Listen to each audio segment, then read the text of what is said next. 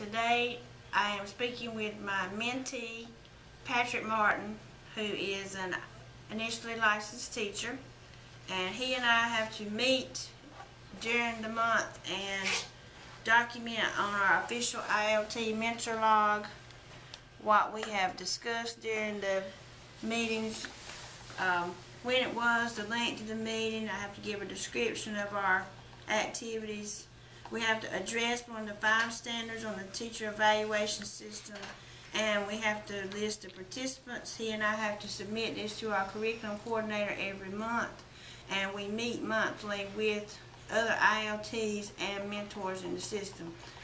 Today, Mr. Martin and I are going over his peer observation that was completed on Friday, February 15th by one of the licensed teachers here, Mr. Bruce Ketchum. Mr. Ketchum observed Coach Martin for about 30 minutes during his PE lesson, and he and I are going to sit and discuss the standards and his marks that he received. For Standard 1 in the area of leadership, Mr. Ketchum determined that Mr. Martin, as a probationary teacher, was accomplished, that during the lesson he communicated to the students it says the vision of being prepared in life for the 21st century. They were playing dodgeball. They go over the rules of dodgeball. He and his fellow teacher, Mr. Tedder, go over with them the skills and social activities during dodgeball that they need to accomplish. And we know that he takes an active leadership role in the school because he does serve on committees in the school, and he is a coach of 2 sports. Mr. Ketchum has determined that he is proficient in these areas because he does participate with the Professional Learning Committee. We are all part of PLCs in the realm of Central Middle School.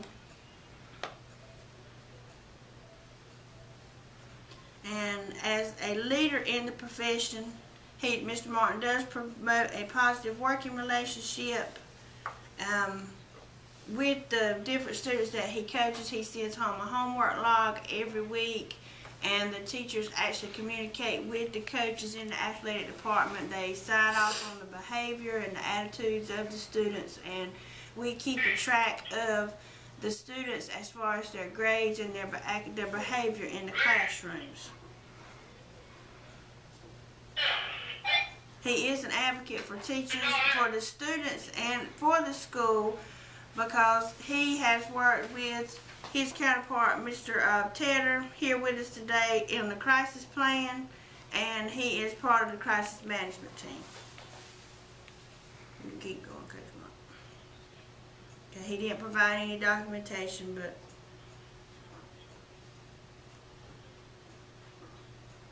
he is embracing diversity. He's proficient in that area because he is aware of the different ethnic makeup that we do have at the school. We have a high rate of minority students, and we have to be sensitive to the needs of those students. Teachers treat students as individuals. Coach Martin and Coach Tedder, 2 days a week, have adaptive PE with the EC children in a self-contained class, and they use that time during the day to work with the EC children on a PE skill that they have done with the children in the other classes, but they conduct the PE lesson in a manner that would be catered to the needs of the EC department.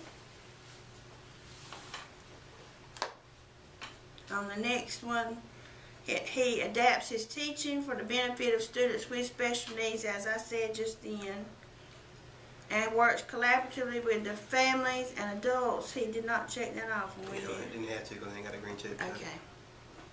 Thank you. On Standard 3, he does understand the content he teaches. In the mentor log, we do have to go over the lesson plans that he and Coach Tedder assimilate every week and turn in every week, and that's also a part of his PDP. We try to integrate technology in the health lessons. That's something that we're working on today. Also with the Campbell's Labels for Education wellness, health and wellness curriculum that we pulled online. They do both know about the content appropriate to their teaching specialty. Both of these gentlemen actually participate in a tutoring program that they have small groups of 5 to 8 students every day, and they have begun to work on the Common Core and tutoring the students according to what the teachers think they need. He is making his instruction relevant to students and integrating the 21st century content and instructional practices. We've also documented that on his contact log. And standard 4 is teachers know the ways in which learning takes place and know the appropriate levels of intellectual, physical, social, and emotional development of the students. Coach Martin has received a proficient in that area and will work toward him being accomplished in that area using the resources and reviews that he needs to accomplish that. We know that he is planning instruction appropriate to his students using long-range and short-range planning goals. And what length of time is your lesson plan for every week? A week, okay. And we haven't started doing unit plans just yet. Teachers use a variety of instructional methods. They do use direct instruction when they have the rules set up for the games. They model the behaviors that they expect. Every 9 weeks, or at the beginning of each semester, the gentlemen hand out a syllabus and expectations for PE and health, and the students have to have those signed by the parents and returned. So that's communication with the parents and guardians. We know that he is developing critical thinking and problem solving skills in the PE situation. That is crucial.